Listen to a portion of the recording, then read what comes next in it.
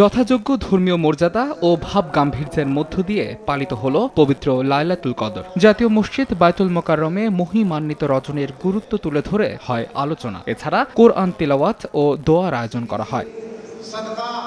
পবিত্র এ রাতকে অনন্য মর্যাদা দিয়েছেন মহান আল্লাহ তাআলা। এ রাতে তিনি বর্ষণ করেন অশেষ রহমত ও নিয়ামত। সন্ধ্যা থেকে ভোর হওয়ার আগ পর্যন্ত স্রষ্টার ইবাদত বন্দিগিতে মশগুল ধর্মপ্রাণ মুসল্লিরা। নিজের জন্য চাবো, মা বাবার জন্য চাইবো, আত্মীয় স্বজনের জন্য চাবো, দেশবাসীর জন্য চাবো।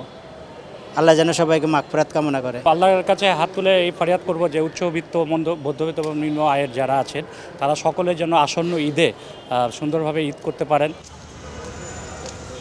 পবিত্র লাইলাতুল কদরে প্রথম আকাশে নেমে আসেন মহান আল্লাহ তাআলা।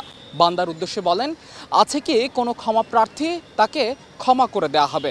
তাই তো স্রষ্টার কৃপা পেতে রাতভর ইবাদত বন্দিগিতে মশগুল ধর্মপ্রাণ মুসল্লিরা। হাজার মাসের চেয়ে শ্রেষ্ঠ রজনীতে মসজিদে মসজিদে ঢল নামে মানুষের। নিজ পরিবার, দেশ ও জাতির মঙ্গল কামনা করে দোয়া করেন তারা। দেশের মধ্যে যে সংকটময় পরিস্থিতি বিরাজমান আছে, এর থেকে উত্তরণের জন্য বিশেষভাবে প্রার্থনা করা। আমার জীবনের যত গুনাহ আছে, আমার বাবা মা, আমার উস্তাদ, শিক্ষকবৃন্দ, আল্লাহ পাক যেন উম্মতে মুহাম্মদীর সকলের জীবিত মৃত সকলের গুনাহ মাফ করে দেন। বর্তমান সিচুয়েশন আমাদের দেশটা এখন চলতেছে, আল্লাহ জান্নাকে সবাইকে শান্তিতে রাখে, সুস্থ রাখে। বিভিন্ন মসজিদে লাইলাতুল কদরের ইবাদত করেন বাংলাদেশে বসবাসরত বিদেশিরাও। সুন্দর রিলেশনশিপ থাকে, আন্ডারস্ট্যান্ডিং থাকে, এক दूसरे की सपोर्ट करे মানুষ, এটাই তো। हमने यही मांगा कि मतलब जो हमारे जो माह सियाम में हमने रोजे रखे वो सब তো আল্লাহ কবুল করে। কদরের এই রাতে আল্লাহর নৈকট্য ও রহমত লাভের আশায় সারা রাত ইবাদতের মাধ্যমে কাটান ধর্মপ্রাণ মুসল্লিরা।